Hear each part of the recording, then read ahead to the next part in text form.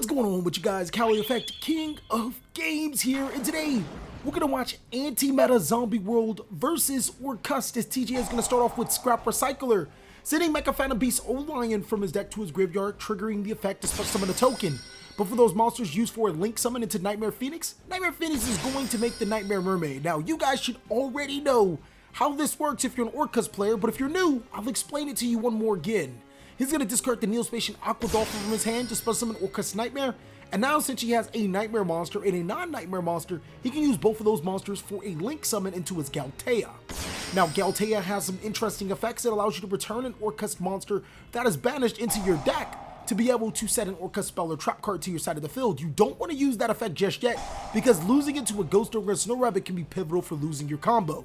Nightmare is going to send Harpour, Harpour is going to banish itself to summon Symbol Skeleton, and now both of those monsters will be used for the summon of Rusty Bardish.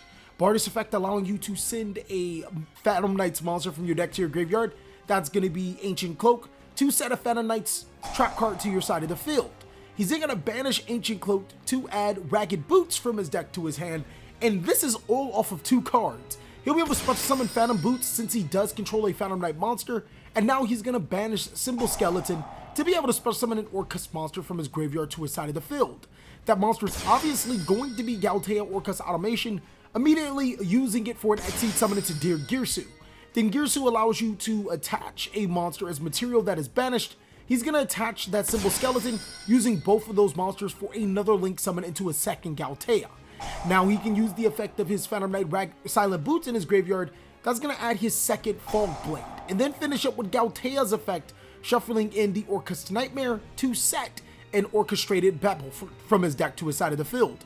Ending his turn, he's going to activate that Orchestrated Babble, and this means quite a few things. First of all, he has 2 disruptions for his face down cards inside of Phantom Knight's Fog Blade.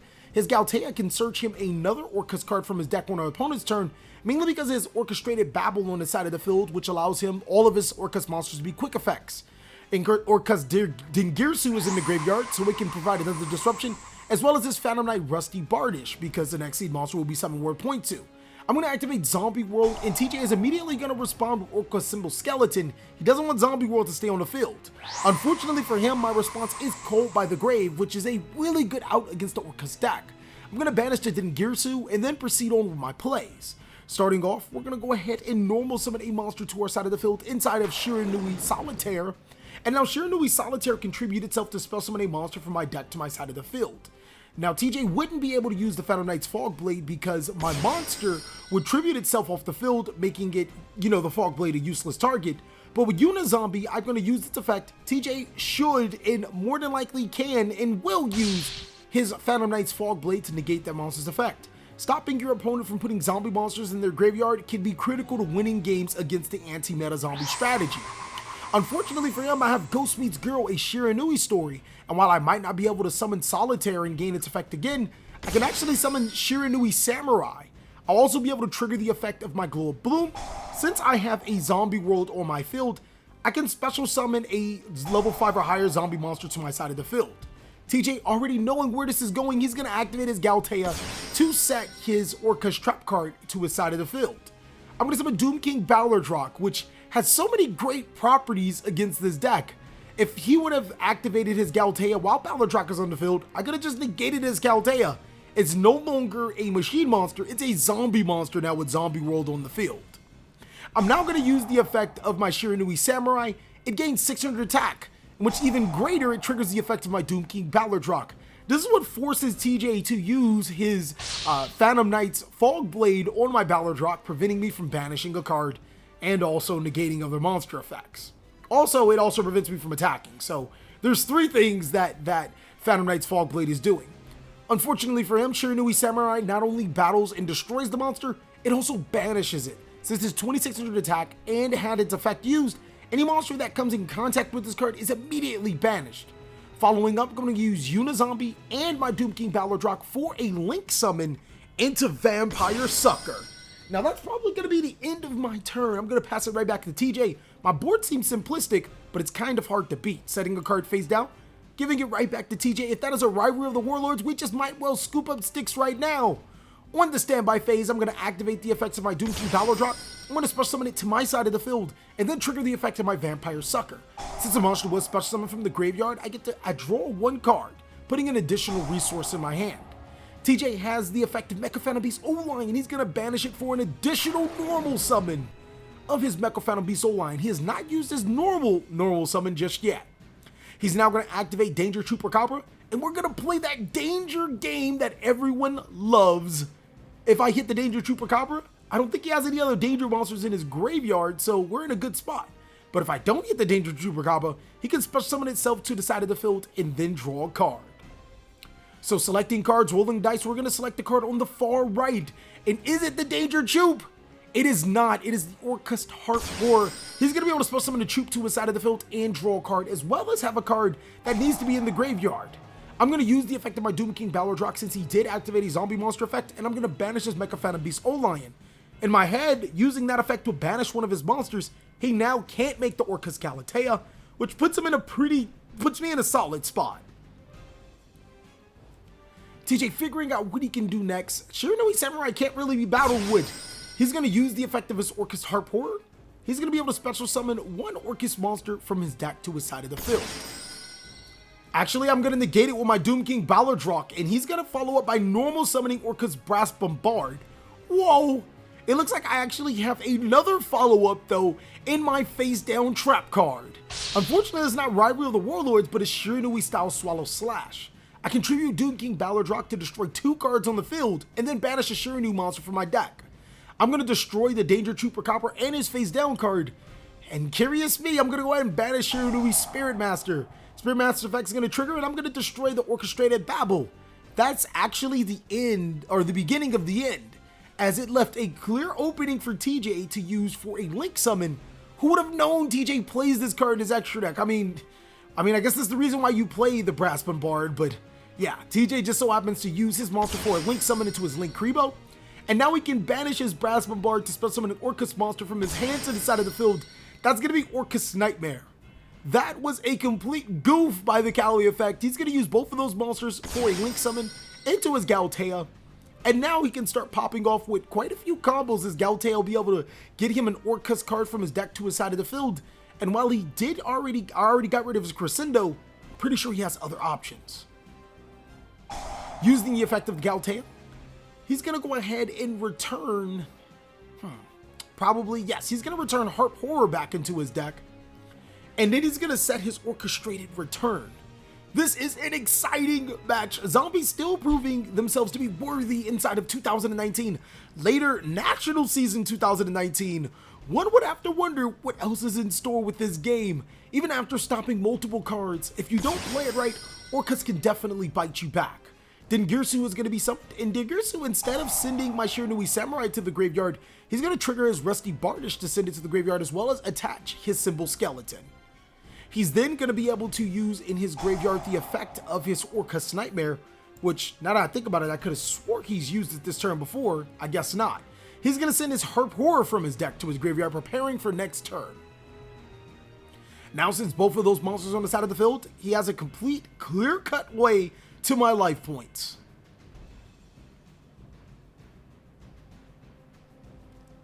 He's going to attack directly with both, or no, I'm sorry, I have a Vampire Sucker on the field. He's going to attack into my Vampire Sucker and then attack directly with Rusty Bardish.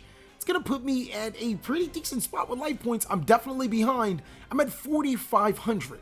He's also going to use the effect of his Orchestrated Return. He's going to send his Dengirsu to the graveyard to draw 2 additional cards. Now, in TJ's mind, sending those to the graveyard is actually a really good idea. He has the Symbol Skeleton to special summon it to his side of the field to get another disruption through his Rusty Bardish. I don't disagree. Some people may. I think it was a smart play.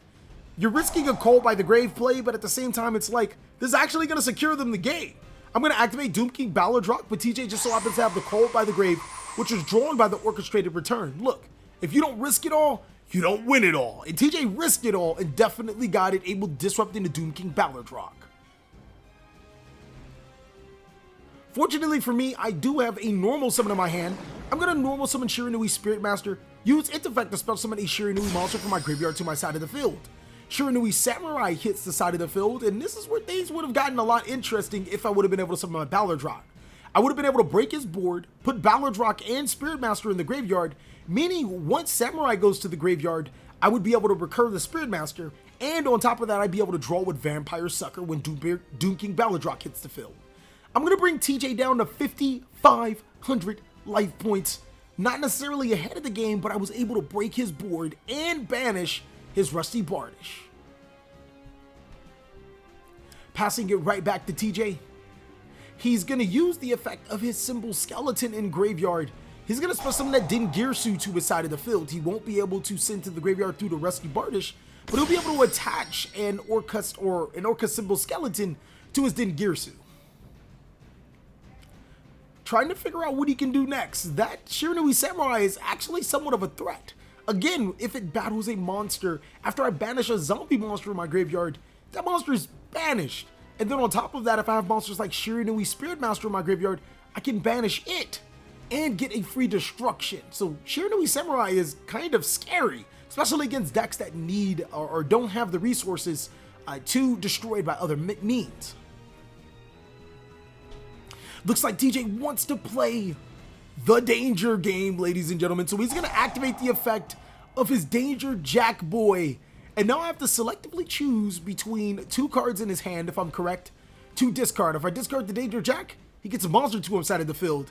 If I discard another card, he gets a card in his graveyard, a monster on the side of the field, a draw 1, and a it's just too strongness. Let's just count it as that way.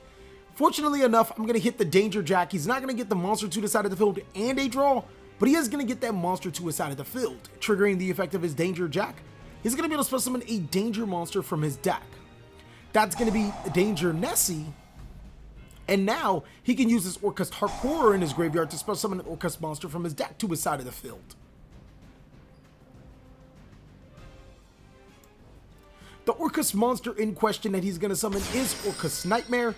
He'll be able to use all 3 of these monsters for whatever he pleases. He has Symbol Skeleton on his side of the field, so potentially, depending on what he can put to the board, he can possibly even make a Link 4 with the monster under it.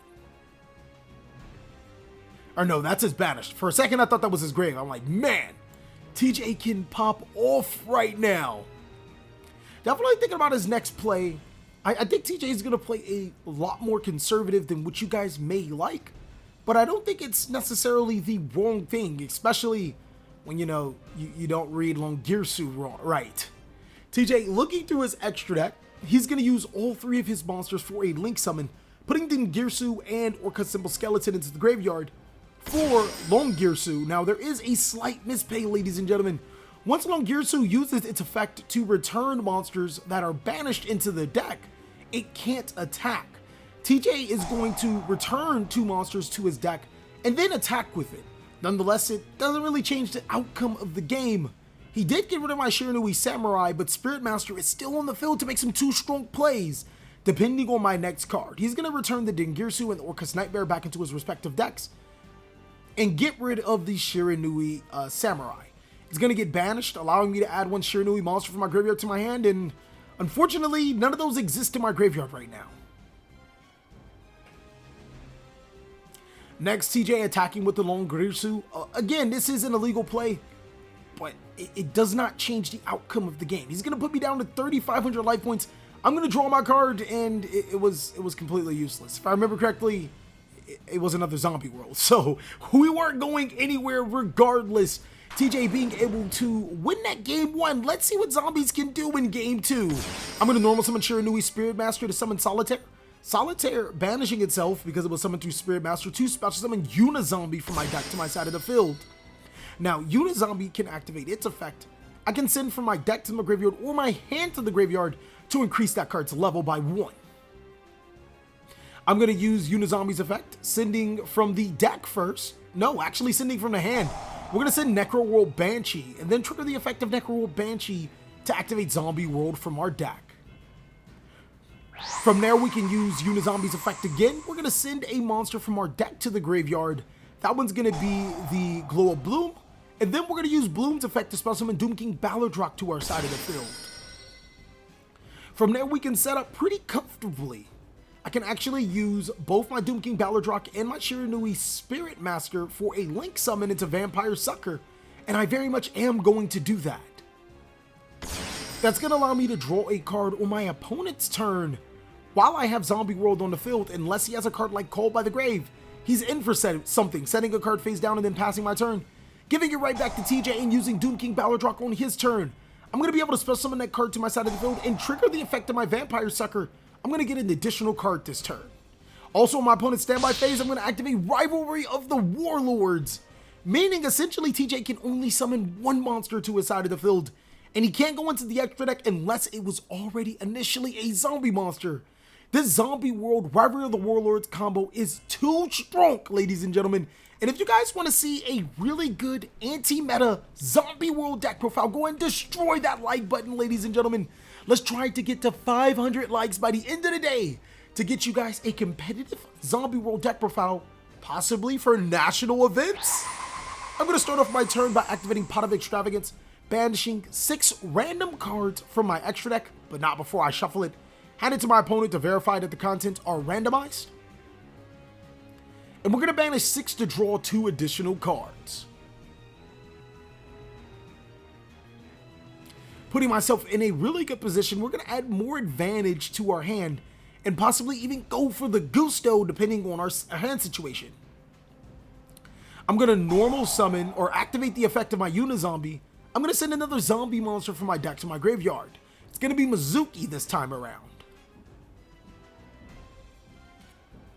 With that, we'll be able to trigger the effect of our Doom King Ballardrock. A zombie monster did activate its effect, so we will banish his Orcust symbols or his Orcust Harp Horror from the field.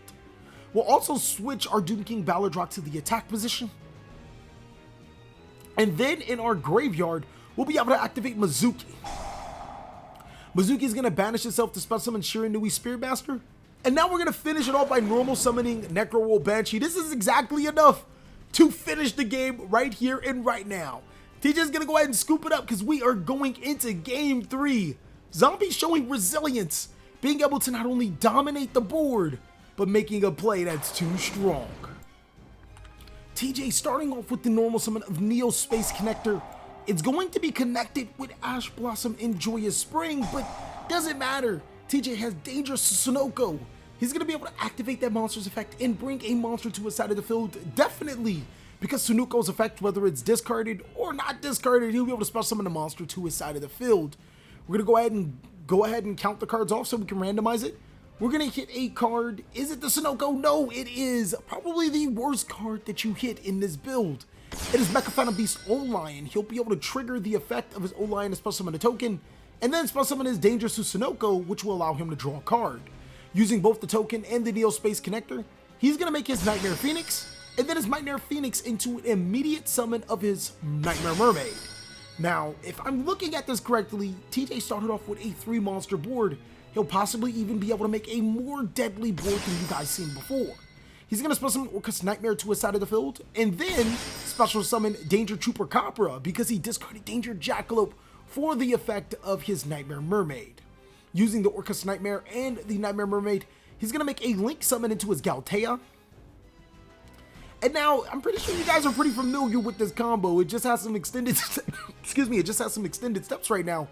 He's going to use his Harp Horror, or his Nightmare to send his Harp Horror to special summon Symbol Skeleton, and of course his Symbol Skeleton in his Galtea to make the Rusty Bardish.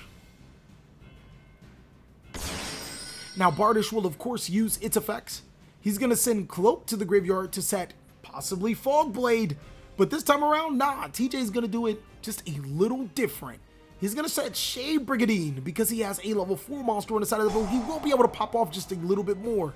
Using the Phantom Knight's Ancient Cloak, he'll be able to add Ragged Boots from his deck to his hand. And now he'll be able to special summon Ragged Boots to his side of the field. Banishing the Symbol Skeleton, he's going to special summon Galtea back to his side of the field. Then use Galtea to shuffle a card into his deck to send an Orcust card to his side of the field. You guys should already know which card is going to be set. He's going to set and activate that Orchestrated Babble. Next, he is going to, no, he's not going to use all 3 monsters just yet. He's going to make the Dingirsu, attaching the Symbol Skeleton back to his side of the field. And then all 3 monsters for the Longirsu instead of back into the Galtea. Then he's going to activate the effect of his Shade Brigandine. Brookadine's gonna summon itself as a level 4 monster. 2 level 4 monsters is gonna summon one of the most fearsome monsters in Yu-Gi-Oh! Right now. Time Thief, Redoer. Detaching the Phantom Knight's Silent Boots, I'm sorry, banishing the Phantom Knight's Silent Boots, he'll be able to add a Fog Blade from his deck to his hand. And now during his end phase, he's going to be able, or the last card before his end phase, he's activating that Orchestrated Babble. This is crazy. 2 set phase downs, Time Thief, Redoer, Phantom Knights. Oh man, Longirsu, how will I be able to combat this? Now TJ does make a slight mistake. He doesn't use the effect of his Time Thief, Redoer to attach the top card from my deck to the card, which could potentially get him more advantage. But who knows? It might actually, I think I know, because I do draw the card and it wouldn't have gotten him anything. It was a monster. I think, if I remember correctly, it was a brick monster too, so I was hoping he would have drawn it. I'm going to activate Pot of Extravagance, banishing 6 cards from my extra deck to draw 2 cards from my deck. And with that, we're going to see if I'll be able to break this board. We know he has 1 disruption face down. What is the second card? More often than not, it's either an Orchestrated Crescendo or a Fog Blade, but it does not matter. TheCaliEffect using Super Polymerization, discarding the Necrowall Banshee, fusing both the Time Thief Redoer and the Longirsu for a summon of Starving Venom Fusion Dragon. Now that was a risky play. I could have banished it with Pot of Extravagance, but the TheCaliEffect had to go balls deep. You need that Extravagance first turn. You also need to resolve the Super Poly. I'm going to then activate the effect of my Necrowall Banshee. I'm going to banish it from the graveyard to be able to activate Zombie World. Now all monsters on the field are officially zombies. And now TJ just might be in a little bit of trouble. So this is a great time to talk about our amazing sponsors, ladies and gentlemen. I know you guys are loving the mat that you see and are probably wondering, where do you get this sick mat? Well, we are sponsored by Imperium Duelist, ladies and gentlemen. So if you guys want to have some sexy, very, very pristine looking mats, possibly even sleeves if you like, then go ahead and check out Imperium Duelist. The link is down below in the description, as well as using the code TheCaliEffect10 off, get you 10% off your entire order. So if you guys want to stay clean, as well as be one of the people to rock the Imperium Duelist brand, then this just might be for you. But back to the game, Starving Venom Fusion Dragon doesn't necessarily serve a purpose other than being a zombie monster, and also the means to an end, because I fused 2 of his monsters. I'm going to activate Ghost Meets Girl, discarding Glow Up Bloom, forcing TJ to use his Orcust symbol skeleton, but it's getting hit by the Cold by the Grave. Whoa, this is crazy. TJ is getting hit with all of the outs, as I'm going to special summon Shiranui Samurai to my side of the field and trigger the effect of my Glow Up Bloom. Now Glow Up Bloom will allow me to special summon that level 5 or higher zombie monster from my deck to my side of the field. You guys should already know what that card is. It's the one, the only, Doom King Balladrock. The reason why TJ wanted to summon his Orcust monsters to his side of the field was because of this terrible menace. Now, putting myself in a really good position, I'm going to activate the effect of my Shiranui Samurai, which will trigger the effect of my Doom King Balladrock, forcing TJ to use Phantom Knight's Fog Blade on the Balladrock. That's no fun. Now, since I've baited the Balladrock, I can normal summon. Yes, I haven't even normal summoned. I'm going to normal summon the Unizombie and use its effect, but TJ has the second. Yes, the second Fog Blade. What is going on? I am so frustrated until I realize I can still link summon, so it doesn't even matter. I'm going to send the Starving Venom because I have to, and the Doom King Balladrock to the graveyard for the summon of Vampire Sucker. And now we got plenty of space and opportunity. TJ has lost both of his Fog Blades. And now I can use my Shiranui Samurai to attack into his Rusty Bardish and not only get it off the field, but I can banish it. Attacking with the Samurai, we're going to go ahead and banish the Rusty Bardish, and then we're going to attack with the Vampire Sucker. That's going to bring TJ down a significant amount of life points. He is already looking at defeat. TJ starting off his turn With a simple 6,100 life points, I'll even be able to use Doom King Ballardrock on the standby phase since we do have a filled spell card, and draw a card through Vampire Sucker. So correcting that the Bardish should be banished, TJ is going to normal summon Neospatian Aqua Dolphin. He's not going to use Aqua Dolphin's effect. I mean, I'll just stop it with Ballardrock and, you know, he'll lose a card. He's then going to follow up with his Mecha Phantom Beast O-Lion, and now I'll just use the effect of my Doom King Ballardrock right here, right now. I see you have 2 monsters on your side of the field. Orcust needs those 2 monsters to thrive. Nah, I'm not feeling it, G. I'm going to use the effect of my Doom King Ballardrock. I'm going to banish his Mecha Phantom Beast O-Lion, which means that he won't even be able to get a token. Or no, it looks like I'm going to banish the Aqua Dolphin. That's awkward. Weird flex move, but okay. I see you, Callie. So, TJ not 100% sure what he can do. He doesn't have Fog Blade, or he doesn't have Bardish to summon through Fog Blade. That card got banished. He's going to be forced to pass it right back to me. I'm going to draw my card, and then just go ahead and summon that monster. It's going to be Shiranui Solitaire. And this seems to be the ending stages. I'm going to use Shiranui Solitaire's effect. I'm going to be able to special summon a monster from my deck to my side of the field. A tuner, 0 defense, zombie monster. That monster is going to be Unizombie. Unizombie's effect allows me to send from my deck to the graveyard. And you guys should already see what's coming. Mizuki is going to hit the graveyard. And now we can even trigger the effects of, yes, our Doom King Ballardrock. Ballardrock will allow me to banish the Mecha Phantom Beast O-Lion, and then I can follow up by using Mizuki to special summon the Starving Venom from my graveyard, and that is enough for game. TJ has played brilliantly throughout this match. Not too many things I would have done differently, but of course we have to show the zombie spice and how powerful this deck can be. Doom King Ballardrock banishing the Mecha Phantom Beast O-Lion as told, and then Mizuki's effect in the graveyard will be able to special summon that monster, triggering Vampire Sucker to draw a card. Nope, already drew a card. My apologies. And we'll be way on our way. Thank you guys so much for watching another segment of the TheCaliEffect. I really hope you guys enjoyed this video. As normal, let's try to get this video to 500 likes for that deck profile. I really do appreciate it. Please like, comment, subscribe, but most of all, enjoy. I hope you guys are having a great day, like I am.